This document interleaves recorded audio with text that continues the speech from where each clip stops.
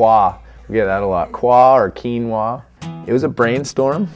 We were chucking names around. I think it was actually Roma that suggested it, and I haven't looked into this, but apparently it's a derivative of a Latin saying that stands for "Where are you going?"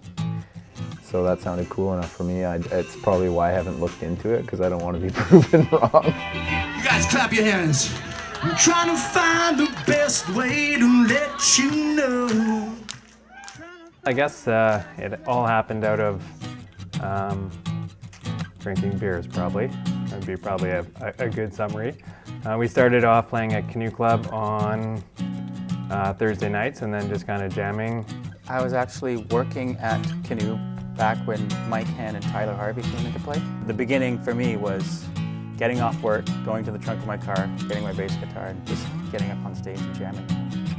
I was actually the last person to join the group, and from a bunch of people gathered together at the Canoe Club, and I was asked to come down and sit in, play some hand drums, and just kept evolving from there. We actually did canoe for quite a long time. We did it for about a year and a half. Then we decided we just didn't really want to be known as kind of a house band anymore. It was a great spot for us, just in terms of exposure, in terms of really kind of solidifying our sound, and it was basically like a weekly jam for us. Like every week we got to go there and hash out songs and see how crowds would respond to them. I can't fall asleep, just kind of keep on rolling. See the morning brings, must admit, she's the wild inside of me, just keeps calling. Kind of moved away from doing our weekly sessions and to kind of focus on recording more. We've been working with a new engineer, Dan Pender. It's been going really well. I think this is his first album that he's done, but he's a brilliant engineer, and it's just been going really well. Early last year, I think, we went up to Port Renfrew and recorded the bass and drums up in like sort of a makeshift studio, the Big Fish Lodge in Port Renfrew.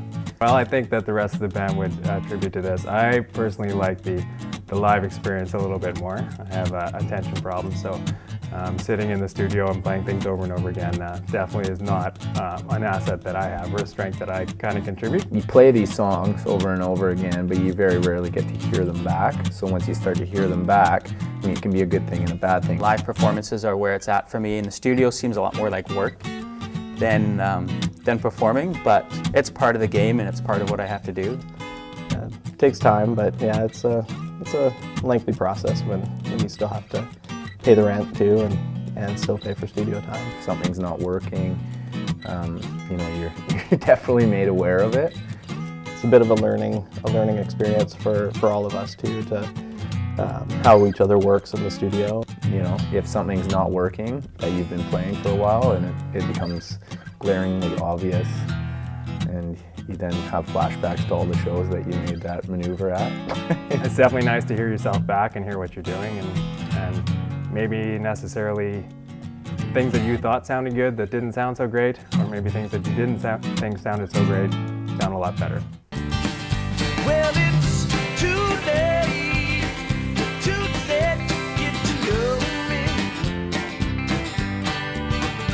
Yeah, it's too late to get to know me. The Jazz Fest was a huge honor for us. I got to play with Toshi Reagan from New York. Tall Tree was just an epic scenario, just being out in the woods and having the backdrop be the ocean. Yeah, and it was the people that were there. Like, everybody got along and everybody had a good time. The music, like, people were super talented, but everybody had a good time. Everything kind of came together perfectly. The crowd was awesome. The whole weekend was a winning experience, and for me it was just, that moment was great. It's a tough call. Personally, I'd say the Sunshine Festival is my favorite, just because there's some really great musicians there. Playing at the Royal Theatre with Taj Mahal. He's a total legend and blues guy, just an outstanding human too. It's just such a great group of guys. Like the lifestyle that comes with it is just amazing. Like, you know, just having fun, kind of, you know, living every moment for what it is, you know. We're having fun, and yeah, that's the number one priority for sure. It's important to keep working with the people you like. I think that's this band.